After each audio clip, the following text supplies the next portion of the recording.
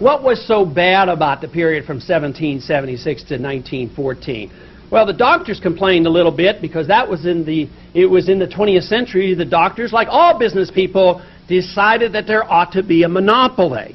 That if you wanted a little bit of codeine in your cough medicine, it would be much better if you come to me so I can charge you $25 for a prescription, and then you can decide whether or not you need codeine in your cough syrup because, of course, that's good for business, good for the doctor. So this is what happened. Before the 20th century, there was none of that. And it was the medical profession as well as many other groups that agitated for the laws.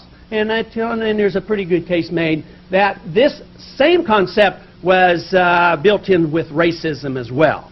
We do know that opium was used by the Chinese, and the Chinese were not welcomed in this country.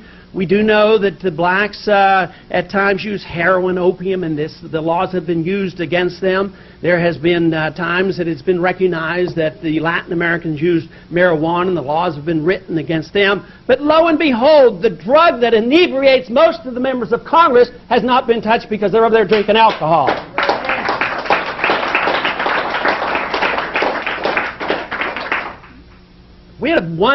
We haven't had many pieces of legislation in the 4 terms I was in Congress, but there was one piece of legislation that came up that was dealt with drugs.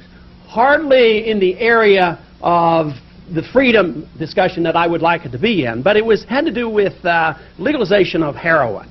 It wasn't to make it available. It was to merely make it legal for me as a physician to prescribe it to somebody who had intractable pain, that had cancer, and was not responding to morphine.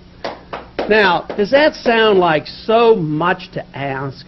And yet, that vote came up, and there was about 20% of the members of Congress that were willing to vote to allow the physician to give the heroin to a dying cancer patient. And their explanation to me was, well, I don't think I could explain it back home. It might be that I won't get easily reelected if it looks like I'm soft on drugs, as he went off to his next cocktail party.